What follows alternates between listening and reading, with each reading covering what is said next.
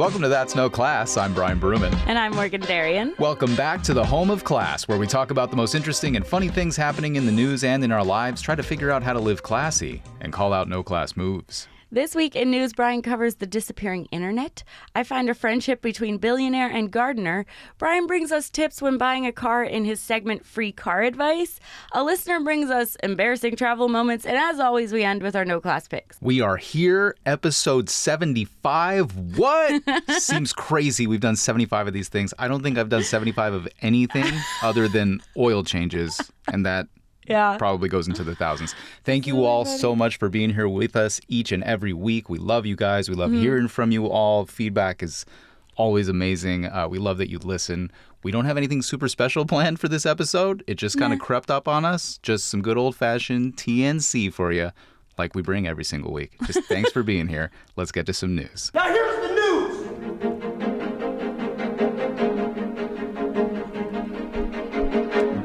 Okay, this story jumped out at me because it touches on something I've been thinking a lot about over the last couple months. What? Obviously, we all use the internet. You're using the internet to listen to us right now. And we all kind of operate under this illusion that everything posted online lasts forever. We say this to each other a lot. Yeah, we do. It's not true. And this is, maybe it's true in terms of tech companies like maybe, Facebook, Instagram, TikTok. Those pictures will last forever. Story came out this week that your your photos that you've had on your iPhone that deleted, suddenly they come back. Nothing is ever deleted to a certain extent. But everything else getting lost in the sands of time, just like in the old days. So a study came out from the Pew Research Center. Highly regarded research comes out of Pew. It's the one. It's kind of the one. And it looked at something called link rot and digital decay. So here's what it found. In a sampling of 1 million web pages from 2013, 38% of them no longer exist.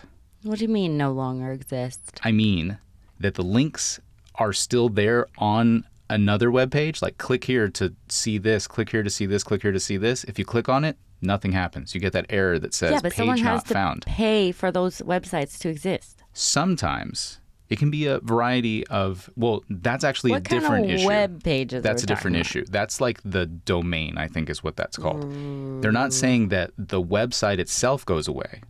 What they're saying is that there's almost never a web page that doesn't have links to other web pages on them. Sure. So a web page for like the 101 like education on this, a web page is any individual page. Sure. So a website could have potentially thousands of web pages in it.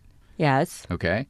So a page will usually have like links to other things within the same website. Yes. What I'm saying is sometimes you click on those links to another page and that page isn't there. But it's just gone. Are you saying that they're disappearing randomly, or usually someone has to maintain the website? Yes, but that's it. That's exactly what's happening here is that people are either not maintaining the website accurately to the point where they're removing pages but leaving the links still intact. Yeah, people do that all the time. It's kind of like sealing. It's complicated. It is complicated. If you don't know how to do it. And there's an infinite almost number of web pages, even including on people's own websites. Okay, I'm sorry. This is my main question. You don't like this story. Are people doing it, or is the internet taking over and deleting them? No, people are doing it. Okay, yeah. But it's because human error. It's human error, and it's because why? Because it's been 11 years since those web pages are up. So people are like, yeah, sometimes I didn't renew that, I deleted that, but they don't go back and fix it. So you're saying it deletes for the people who are looking at it, and they're like, oh no. Exactly. You're walking down a hallway, and half the doors are sealed up now. They don't actually go anywhere. Yeah. So this is just a thing. But it costs money. You don't really care about this kind of thing, but I care. As a person who looks for information, it really matters to me, and it has kind of bigger impact this way. As a journalist, I'm trying to find information all the time, and people have this idea that facts exist, and they kind of don't. I can tell you that we constantly have to look for facts and confirm facts all the time. Okay. So you might be like, how many days are in, this month of the year or whatever. You need to have something that you can turn to and say, they say that this is the fact. Well, yeah. So, but that means that we're losing knowledge and we're losing the baseline for our facts. All right. So anyway, this is happening and it's a crazy thing. And I operate under this assumption now because I have learned that digitally as well as, physical media, after 20 years, all bets are off if you can find anything. Definitely. It's gone. But we think that the internet lasts forever. And it's like, oh, it's still going to be there. No, it's not. Clearly, after 10 years, half of it's gone. So forget about it. Lily told me she's trying to watch the movie 28 Days Later. You remember this movie? Yeah. Came out in 2002. Big movie. Cillian Murphy. Not available to rent or stream anywhere. Oh, I find that with movies all the time. So crazy. They're nowhere. It's crazy. Except the library. Yeah, exactly. The library. Gotta get a Blu-ray player. There needs to be some archive. Like Library of Congress is supposed to hold on to things. I know. That's it. So anyway, internet's disappearing. Don't expect your favorite website that you go to look for things to have it in about 10 years. That's what I'm saying. Okay. So there we go. Okay. What about you? What do you got? Just in case anyone doesn't know what Hermes is, it's a clothing brand. Hermes? Can you spell this? I think I know what it is, but spell it. Hermes. I always think it's Hermes. I think it's Hermes, but okay. I'm pretty sure. All right. Okay. All right. One of the fashion elite. According to a Forbes magazine article, the partial owner and descendant of the OG Hermes creator, who owns maybe 5% of this fashion fortune, worth $11 billion, says he's going to adopt his 51-year-old gardener and make him the official heir to a portion of his riches from the Hermes dynasty. Amazing. I know. Nicholas, I don't know how to say his last name. I should have checked before this, but it's Puech. Pooch. Do with that spelling what you will. Okay. This guy doesn't have a person or children, and he wants to leave half of his estate to his gardener and his gardener's family. He's already given him a property in Morocco and a villa in Switzerland worth a combined total of $6 million-ish. Dude, how long has this guy been the gardener? For quite a while. Like lifetime? No, I think, pretty much his whole career or something. He's put his time. Yeah. Okay, cool. So this kind of move is rare in the ultra wealthy, but Forbes is. gives some other great examples. Okay. One time this guy gave his bank accounts and a 12-room apartment and luxury cars to 70 people that he just found in a phone book. Dope. He picked them out ahead of his death and just wrote down their names. You want to be one of those people? Oh, heck yeah. A wealthy dude from Canada gave a big portion of his estate to the 4 women who birthed the most children between 1926 and 1936. What? Okay. They got $110,000 from him. Okay. A Wisconsin guy left $5 each to his family members and then left $3 million to a man he befriended on a park bench. Dude, that's going to be me. It's literally going to be me. And then a wealthy man from Michigan made sure that his wealth stayed in the family but was only distributed to people in his family line 21 years after his last surviving grandchild died. Ooh, curious. Yeah. So he wanted to stay in his but not lineage. Not the people he knew. Yes. All of you guys Doesn't suck. like any of those I have hope for the future generations. That's cool. I like that style. So crazy. Hey, it's your money, man. You do whatever the heck you want with it. Yeah. I say don't give it to anybody. Do whatever the heck you want. Well, George Lucas, who's the creator of Star Wars, his money is going to educational causes, not his children. A lot of people are starting to do that now. They're like, my kids are not going to get it. Well, it will ruin them. Go make your own money. But they've already given their kids I'm sure, a bunch. They've had a leg up for everything. The kids aren't getting the billions, but they probably already gotten a couple million. So, you know, I like that. I like that. Yeah. But I really like this guy giving it to his gardener. It makes me happy. I mean, people, if it's in your household, they're like your homie. That's a true homie. You've hung out with them for 20 years. Forever. And yes, they're working for you, but... But, they bring joy to your life. That's the person you interact with every day. Yeah, that's your homie. Yeah. Totally. That's awesome. I really like it. Really like that. Very cool story. Amazing. Yeah. All right, do you have personal news? I do, and it's funny that you brought up this wealth thing, these wealthy people, because I had some wealthy experiences this week. And it's not something that I experience very often. So we joke about this a lot. Yeah. Well, we joked about this a couple times. We try not to because I'm not sure if it's in bad taste. We are not rich, guys. We are not rich. We are doing this show inside our closet. We are not rich, but you can feel rich. So the first time it happened to me this week, I was at the bank with Morgan. We're going to get a cashier's check together. Right. And it's the first time we get it done and they don't charge me anything. And so I'm like, this is weird. I've gotten many cashier's checks and I hate them because they charge me to distribute my own money. I think this is crazy. So we get it. She goes, thank you, hands it to me. And I'm like, hold up. Let me ask you this.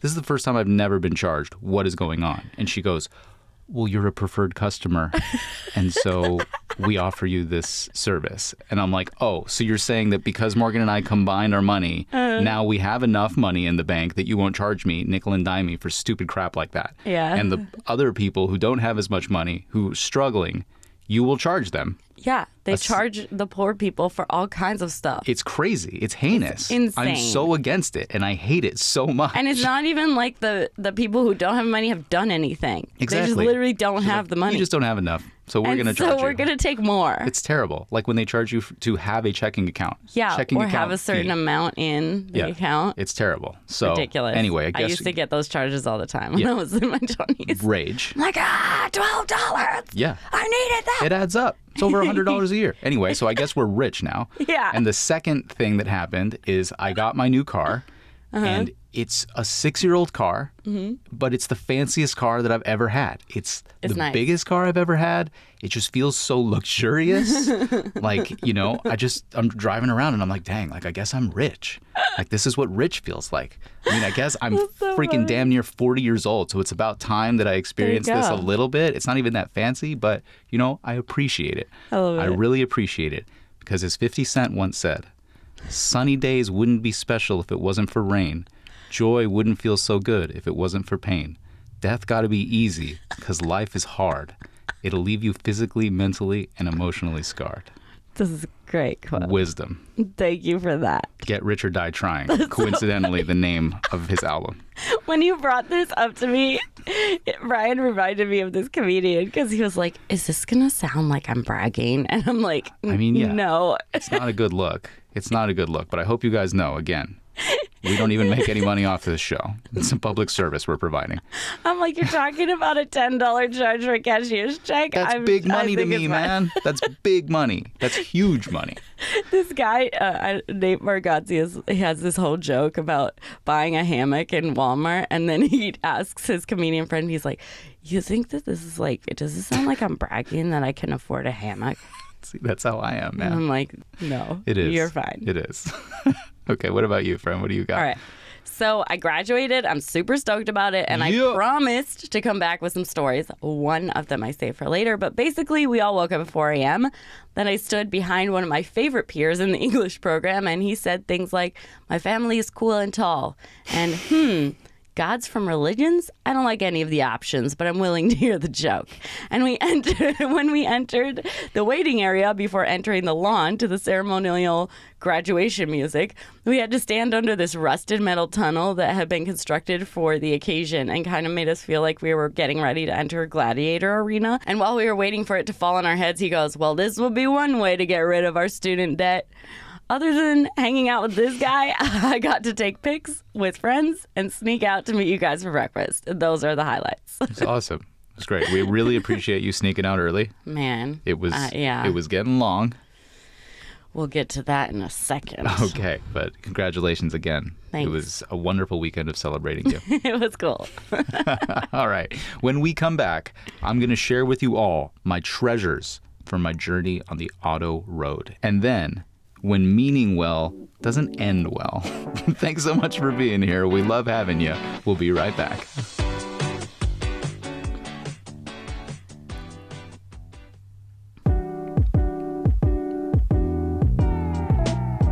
Welcome back. Every once in a while, Brian likes to give away a little free advice earned from his 14 years as a master mechanic, toiling and bleeding under the hoods of cars. Sometimes he shares tips to save you money or the truth about something in the car biz. This week, he's diving into the car buying experience with some tips and things to watch out for in our segment we call Free Car Advice. All right. Okay. What do you got? So I've been telling you guys over the past couple weeks that I bought a new car. And today I'm going to start my 3-part series on the car buying process because I care about you guys and the car business is a filthy business. Buying a car has a reputation as being one of the most miserable experiences in the world and it fully deserves that reputation. And I've been going through it these last couple weeks. It's always a war, always miserable, but I hope that by listening to this, I can give you all the tools you need to not be at the mercy of these vultures trying to take advantage of you and make money at your expense. So today I'm going to be walking you through step 1 of the process, selling the car you already have. Now, it might surprise you, but a lot of people go into the car buying process basically ready to take whatever is given to them every step of the way. That will almost always lead you to spend more money than you have to, and you'll get less than you deserve. And a big part of that is because most people trade their cars in. Yeah, so guilty. You are definitely guilty. Let's be real. Saving money is hard. And saving money for a down payment on a car is something a lot of people don't even have the luxury of doing. So they turn to their existing car for that down payment. But most people have no idea what their car is worth. They show up to a dealer, they pick out the car they want, they give the dealer their old car, and they take whatever the hell the dealer gives them. And that becomes their down payment. And that determines their car payment for maybe the next 6 years of their life. So you want to get the most money you can out of your existing car. And the first step to that is knowing what it's worth. So there are 2 main tools that you can use for this. Kelley Blue Book and a simple search of your car being sold right now. So from here on out, I'll be using my old car for the numbers for examples. Kelley Blue Book is the gold standard. It's quick. You enter the details of your car, VIN number, mileage, year, options, boom. This is what you should expect for your car. KBB.com. KBB.com. Okay. For my car, it told me I should expect $12,000 to $13,000. Cool. Then I do a look online, simple Google search. Dealerships are selling my car, my mileage, my year, $17,000. So we've got a gap there. So I definitely shouldn't take less than 12 to 13 if they're selling it for 17. All right, we now have knowledge for what our car is worth when we're trying to sell it. Buying a car with today's technology gives you even more help that you should take advantage of. CarMax. You and I, big on CarMax. Yeah. Other sites will give you offers to buy your car in the same kind of way that Kelley Blue Book will. Enter your car's info, they'll give you an offer right there. My car got an offer of $12,000 on CarMax, almost exactly what Blue Book told me that I should expect. But here's the thing. Dealerships, individual dealerships, if you look on their websites, they have their own thing called a trade-in calculator that will tell you how much they'll give you for your car to just trade in. This is not the same thing as selling it to a dealership. All right. Trading it in is only giving it to them and taking a new car from them. You can sell your car outright and not buy a car from anybody. Just sell it and get cash. That's what CarMax does. You can trade in at CarMax, but you don't have to. Guys, you never have to trade in. You can just sell your car, take the freaking check, and walk away and find your new car somewhere else. You do not have to trade in. But I tried it with a few dealerships. Guess what they were giving me for trade-in?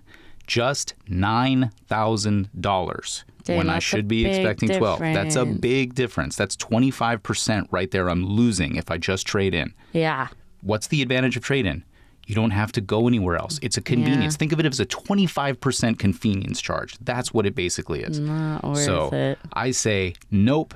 And on top of that, that is so much money that for my particular car, that's an extra $50 a month that I'm paying. And the thing that's crazy to me about so many people is they're like, it's only $50 a month, or they tell me their new car payment, it's only $150 more a month. I know that I said I'm rich, but I'm not rich enough that $50 a month doesn't mean anything to me. For 6 years of my life, I'm going to pay $50 a month? Ain't no way. I'm going to be trying as hard as I can not for that to happen. But anyway, back to the car quest. I know there's no way in hell I'm trading it in, so I'm selling it. Where? Who's going to give me the most money? Yeah. We've already talked about CarMax, got that offer, but there are other places.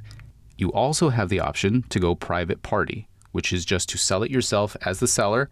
You can always do that. That will give you maximum. In theory, I could sell my car for $17,000 private party. The thing is, you have to post it. You have to try to get it to people. You have to take the time for them to come see it. There's a lot of inconveniences. You have to haggle. But if you want the maximum money, private party is the way to go. Yeah. I did not do that. But there are other places that give you... This was the most frustrating thing of this entire experience here.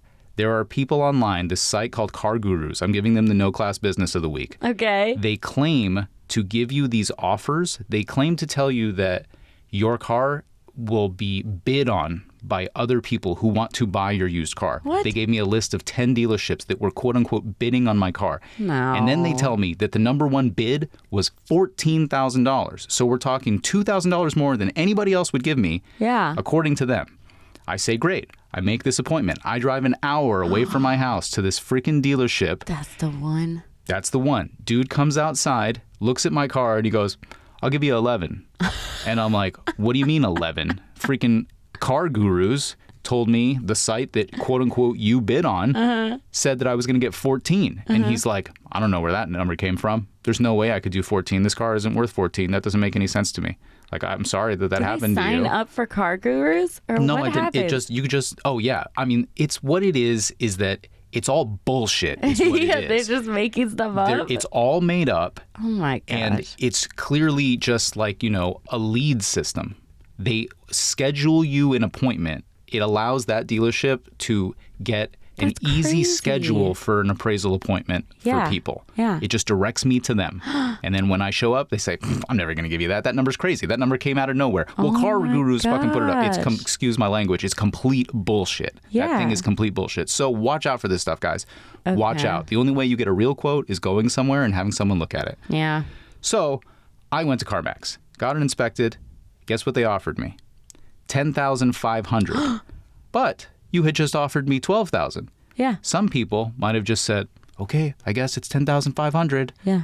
I pushed back. I said, what's going on? You offered me 12 2 days ago. You know what they did? Walked away, came back, said, all right, 12,000. Just like that. Yeah. $1,500 more. And I got my car for exactly what Kelly Blue Book told me that I should expect for my car. So I was satisfied with that. I took the check. My car was sold. I owe nobody anything. I didn't lose $3,000 on a trade-in. Yeah. Now I am ready to go buy my new car, and I will tell you guys about that the next time I do free car advice in part 2 of my series. If you have any questions about what I told you about today, feel free to email me. Reach out to us any way that you can or want to. I will be happy to explain this further. This is the world, man. There is some shady stuff going on, and they're trying to not give you what your stuff is worth. Yeah. All right. When we come back, we're going to change topics completely. As we do, we're going to break down a potentially no-class situation. And we have got differing opinions on this one, Mogo and I. And then, of course, we've got your no-class picks. Stay with us.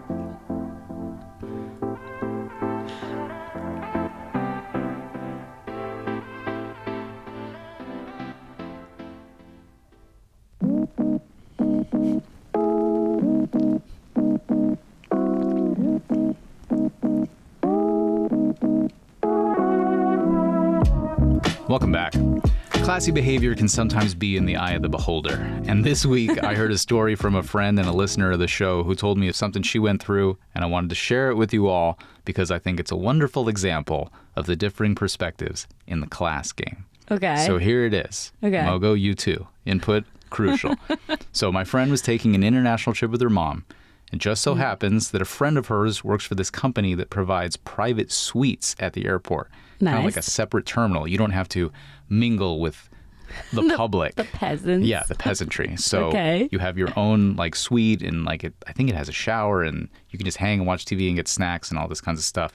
So it's a very like luxury experience. And they're going on a long international trip. So her friend hooked them up with this deal. So they took it. They're like, sure, we'll take it.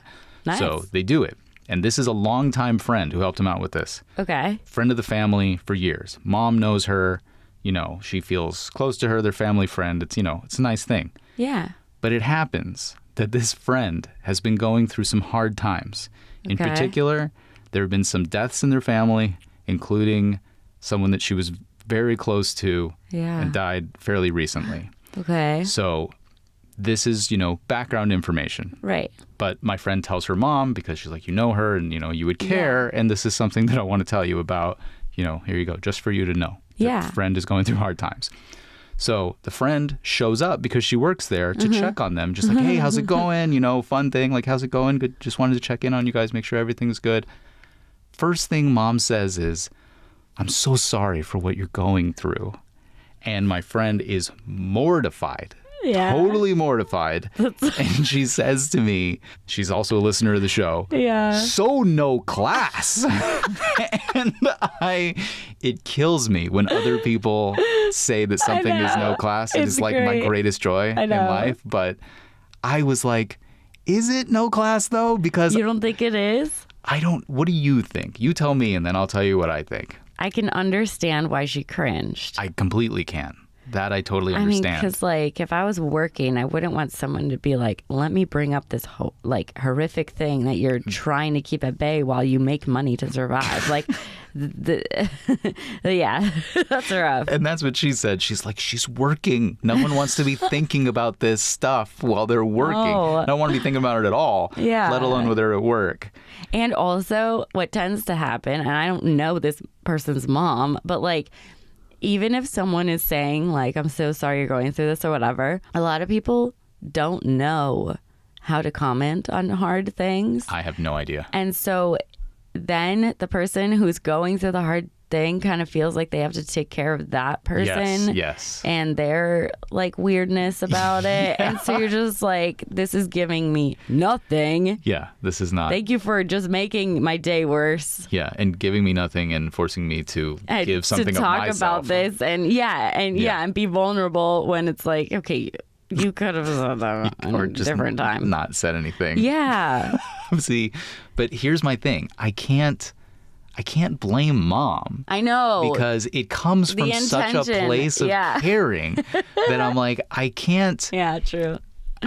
It's really hard for me to give the no class label to something where intent was so good. Okay. And I feel like when I get older, I'm going to be this way. Yeah. Because I'm already like, oh, I care. My problem is I care too much about other people's feelings. Oh. It interferes with a lot of things. With like hosting at my house, like I feel like Okay. I need to make sure that everybody is cool. Okay, And like yeah. interactions, I need to make sure that everything is cool. Like I don't casually throw off comments that would like piss people off. Like that's not like a Sure. thing that I do. So I get that mom is like, I care about this person and I want her to know as soon as possible That when I'm I not see her ignoring that I'm this. not, that I know what she's going through and that I care. Yeah.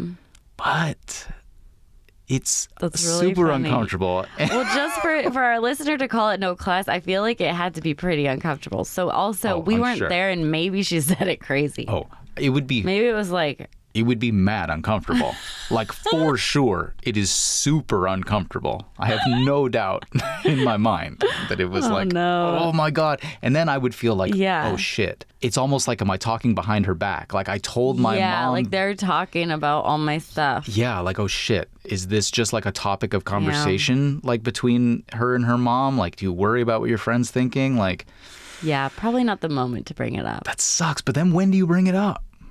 Like when they come over to your house and like, Yeah, you That's could when always you're visiting? also reach out like not in person. If you don't see them constantly, I would say reach out like via email or text. text. So that they can choose when they want to interact with that and or you about it. interesting.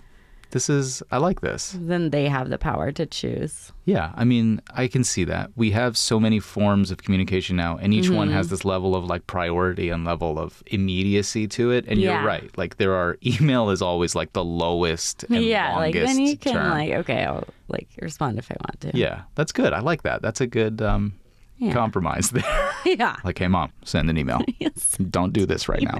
Especially if you're not like they're probably close, but the mom and her is probably like, unless there's like an Yeah. aunt or like a situation where it's Yeah. like you really are like family. Okay. Right. But you would already know that information if you were family. So Yeah.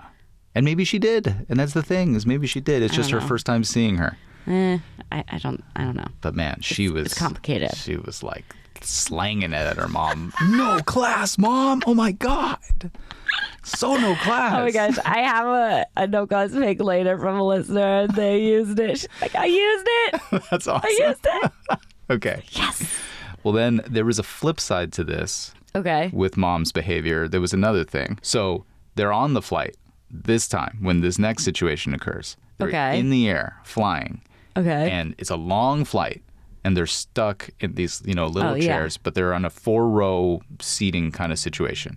And so they want to stretch out a little bit. Right. They Okay. notice that the person in front of them is this dude who's all by himself. My friend gets up and says, hey, I see that you have some empty seats. Is that one open? We're kind of looking just for like a little more extra room. And he goes, oh no, that's mine. And then she says, well, what about the one on the other side of you? And he goes, I bought the whole row. And so she says, okay, Like whatever. whatever. Goes back to her seat. Tells her mom, Okay. bought the whole row. Okay. Later, the whole row. later on in the flight, I guess the guy has a change of heart. He gets up and he turns to them and says, you know, if you want to use one of the seats, like, go ahead. Mom immediately says, I thought you bought the whole row. Just like giving it to him. And so my friend is again kind of mortified. Like, Mom, don't do that. Don't be like confrontational. He's like, never mind. Don't take that seat then. But again, I was like, I would think I like that. Yeah, of course you did. That's how I come to people. Brian rolls. I gotta be ready to fight it on the streets at all times. He says stuff so loud. He's like, yeah, if people didn't stop doing this, or like, you say it so loud because you want them to hear. I mean, I do. I'm like, oh. I do. You know where I get that from? What? It's my dad. Yeah, my I can dad see is that. Totally that way. Like, but yeah. So what do you think to that? Is it mortifying? What you have to deal with it, I guess. Really you're telling me that you are my friend in this situation all the time with me, who's saying stuff, and you're like, oh. It depends. Sometimes it's like, oh God, and then sometimes I'm like, yeah, tell him.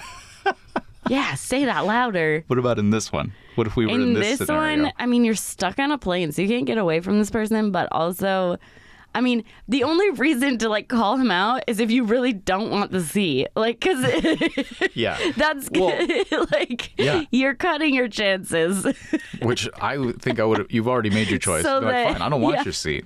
You're cutting your chances so that you can call someone out. So it just depends how much you care about that. There's a price to pay for letting people know what's up. Yeah, like, you piece of garbage. So who's no class? Don't want your seat now. Him, her, or both? Ooh, I think no one's no class. Okay. All right. I think if he bought the row, it's his row. He wants the row. Like, he's maybe traveled enough that he's like, I cannot stand for people to be near me. Understandable. Can you imagine buying an entire row just for yourself for an international flight? How much does that cost? That's 4 times the cost. If I had the money, yes. Really? Yes. The amount of people that I've sat next to that I wish I had never met. God, can't take that back. All right. I like this. And then she's not no class because, you got to call people out sometimes. Yeah, you got to let people know that you have been done dirty. Kind of fun. Yeah. A little thrill. All right. Well, guys, let us know what you think about this. I love hearing from the people when it comes to no class situations. They're like, man, they're going to let us know. Always hilarious. All right. Who are you most like in these situations? Are you the mom/me or are you the other people? Let us know. All right. When we come back, it's that time. Your no class picks of the week. Stay with us.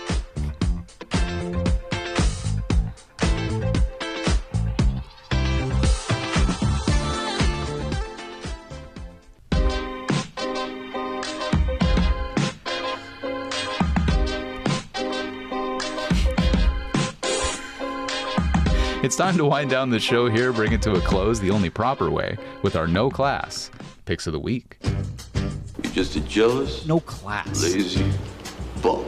No class pick. Okay, so I have a pick from a listener who messaged me. Her daughter was mad at her landlord, and our listener said, that's no class. So I'm super proud and happy that our declarations and judgments of class and no class are spreading. Yes. It's so satisfying, isn't it, everyone, to call someone no class? I digress. So this landlord, who shall not be named, is going to raise her daughter's rent by $100 a week, which seems insane. I've never heard of this. Does she pay by the week? Maybe. That's weird. But that seems weird to me, right? Seems really weird. So anyway, at the end of the month, it'll be $400 more. I mean, I have never dealt with that. It's extreme. They can do whatever they want, man. These landlords can do. We're entering that territory. I kind of want to know if anyone has any thoughts. Like, I'm in the dark here, and I just didn't know how terrible it was. Out there. No, it is. Once your lease is up, lease is your only protection for the price. I know, but $400? Yeah. Is that a thing? Easily. Jesus. Easily. They could do 100% if they wanted to. Good Lord. Like, there's certain protections, but not a lot. Definitely not a lot. That's wild. Okay. I also have a no class pick, and it's the president of my college, and it's also one of our student speakers. So graduation is going along. It's a big school, and we all know that basically we're supposed to run across the stage at a full sprint and call it a day. But somehow, in the midst of all this, the president and one of the two student speakers decide to make this day all about them. There's like, how many graduates sitting in the stands? This day is not about you. Okay, so number one, the press was like trying to be cool and relatable, and I'm not sure how to describe this, but she had a whole bit. It's like the cringiest thing. It one was of the cringiest things It was like I've ever out heard. of a show. Like she's like, oh, I have my red sparkly Converse shoes on because it's for graduation, and I'm like, why are we talking about this? Like, let's go. Yeah. My least favorite part of our student speaker speech was about how we'd all miss school and getting coffees at like the Starbucks on campus. And right when I'm like about to vomit from how cheesy and horrible her speech is, this woman next to me leans over and goes, and I quote, "I'm not going to miss none of that shit."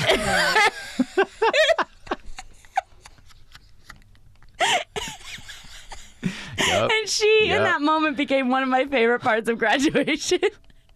But back to these no class speeches. It is no class to speak about yourself at length when attempting to speak for a giant mass of people. It is unforgivable. Yeah. And the only redeeming quality I can attribute to their words is that at least it wasn't a football player telling all the women that their degrees are not what they really want and that marriage and babies are what they're looking forward to. Not a job somewhere that they spent 4 years training for. Surely they wouldn't want that. I know we don't get political on here, but I feel like everyone can agree that if someone goes to college, we should just assume that they went to gain knowledge for future endeavors. Still, these women came in real hot as a close second. Like, I don't care about your journey this year. This isn't about you, Cheryl. Wrap it up. Yeah. There we go. They were way too long. I mean, why don't people regulate? President's speech was too know. long. Both of those speeches were too long. It was all too long. It was insane. It's sad. I heard that there was a guy who gave what people are calling the greatest graduation speech ever this year. Okay. And I didn't watch it, but I did want to watch it because it was right after yours. And I want to be like, you mean there's good ones?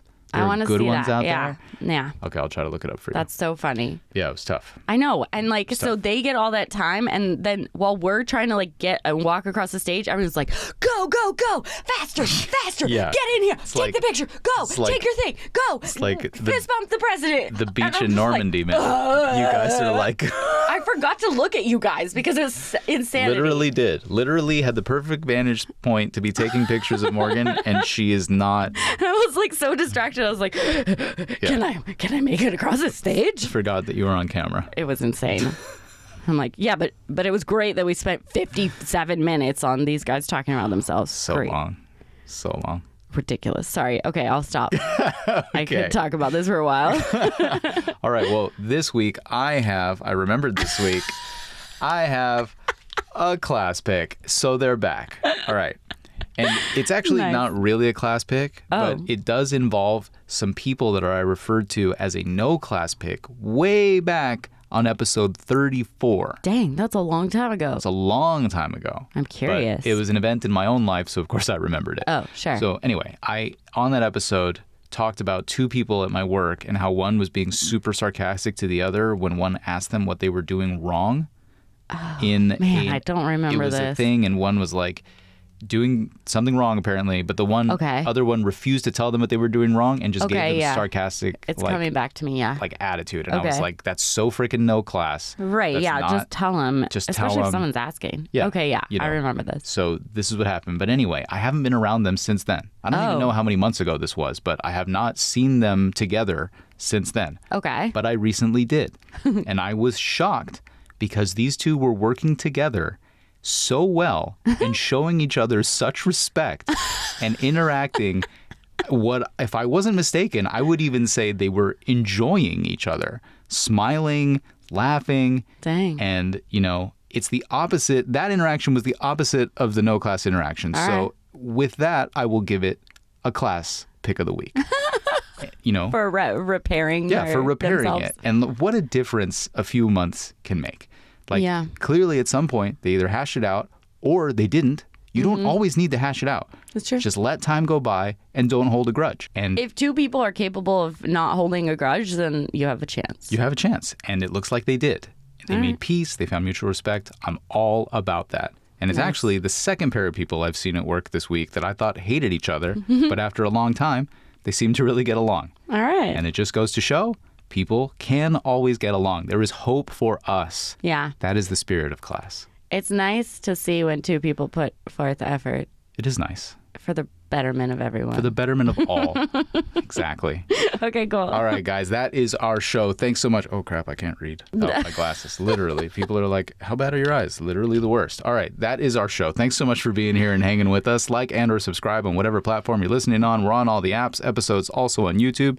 Thank you to the YouTube viewers. It's so cool that you guys are there. It's just so wild. Like, thank you. Reach out to us on Instagram at That's No Class. You can always send us an email or a voicemail, that'snoclass@gmail.com. Call 877-7-NO-CLASS, or as Morgan likes to say, 877-766-2527. Call us up. We love having your stories on the show. Stay classy. Stay classy and have a great week.